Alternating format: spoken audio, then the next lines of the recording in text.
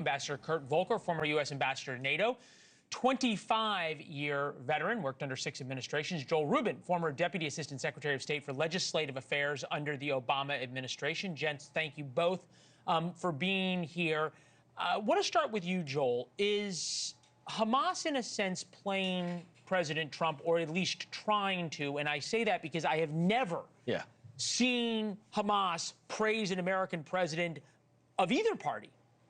No doubt. Look, Leland, I am cautiously hopeful yet deeply skeptical at the same time. And I think I need a whiteboard to figure out what that means. It's a lot of words. It basically means I really hope this works, but there are a lot of unknowns. And Hamas, of course, sees an opportunity to get the upper hand in the public negotiations. But at the end of the day, what they did agree to was the sequencing aligned with the 21-point plan that starts with releasing all the hostages. So there's going to be a lot of debate about what it means, what it doesn't mean, long-term, near-term. But the proof will be in the decision of Hamas to get the people out. And if they are let go and sent back to Israel, that will be a sign. Right. Right. Look, if it starts with hostages being released, all the hostages, that's huge. Yes. President Trump has been very direct in his words over and over. They have 72 hours, so that would have put us around Sunday night, or all hell is going to break loose. Take a listen. If those hostages aren't back, I don't want to hurt your negotiation. If they're not back by the time I get into office, all hell will break out in the Middle East. If all of the hostages aren't returned by Saturday at 12 o'clock, I think it's an appropriate time. I would say cancel it and all bets are off, and let hell break out.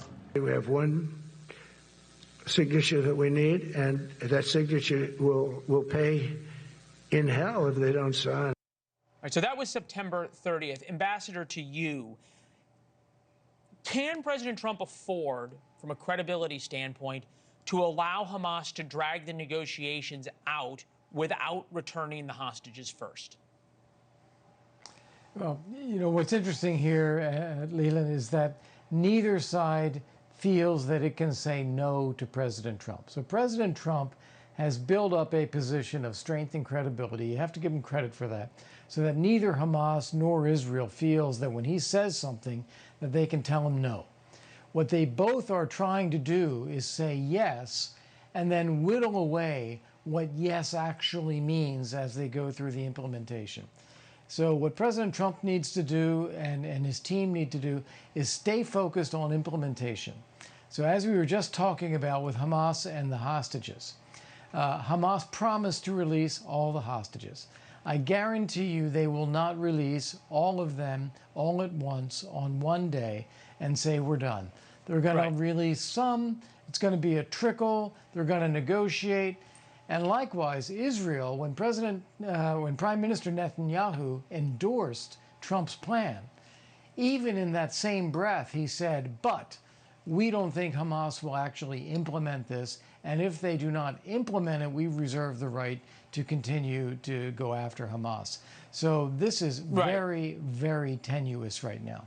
Very tenuous. And I think you both remarkably point out how Trump has gotten both sides to be scared of him. They both feel like they need to say yes to Trump, which is remarkable. But Joel, to that point, you and I have talked on a number of occasions that Trump seems to have this unique power over Netanyahu. For one, during the bombing of Iran, to tell the Israelis, you're done, and turn the planes around, which they did. And Netanyahu turned around fully loaded fighter jets that were ready to bomb Iran. And now, again, with this, telling Israel, we're done in Gaza, at least while we are negotiating. How does he have that power when any other U.S. president saying that to the Israelis would have been seen as heresy? Look, and let's add to this. Even the other day, he had Prime Minister Netanyahu apologize to the Qataris for bombing Qatar, and he made Prime Minister Netanyahu do that. He has this power because he has enormous credibility inside of Israel, because he has consistently expressed support for Israel and all of its objectives under Prime Minister Netanyahu, from annexing the Golan Heights to bombing Iran to moving the capital to Jerusalem, you name it. This has been a president who has been supportive in an extreme way. And that's the theory, is that one can be extremely supportive of Israel and then collect when the time comes. And I think he's now seeing a moment to try to collect. He's not going to push Israel over if it doesn't get these hostages out. But if the hostages do come out, I am confident that this president's going to say it's time to move forward now to the next phase and the real implementation of a peace plan. Yeah, Ambassador, it strikes me that Donald Trump probably has more currency right now, to continue with the metaphor from Joel, than any American president has ever had in the Middle East. He has more IOUs, and now he's willing to call them in. Well, I think that's right. But everything that Joel said is correct. I completely agree. But we have to remember a few other instances as well. As when President Trump was telling Netanyahu, don't attack Iran, and then Netanyahu went and did it anyway. And that forced President Trump's hand to then go follow up with his B-2 bomber strikes to take out the nuclear weapons, because we couldn't afford an Iran that was wounded but not defeated. So there is a tension in that relationship there. But I do agree that President Trump has the maximum leverage of any president that we've seen for a long time, and he is trying to use it. And he's trying to use it for what President Trump always talks about. He just wants peace. He believes, as this plan for Gaza demonstrates, if there's peace, if people are not killing each other, you can actually have economic development, people can live better, and then that becomes a vested interest, and people then build things for the future. It's when there's desperation and desolation that people are willing to go to any extreme to fight, and he's trying to end that cycle.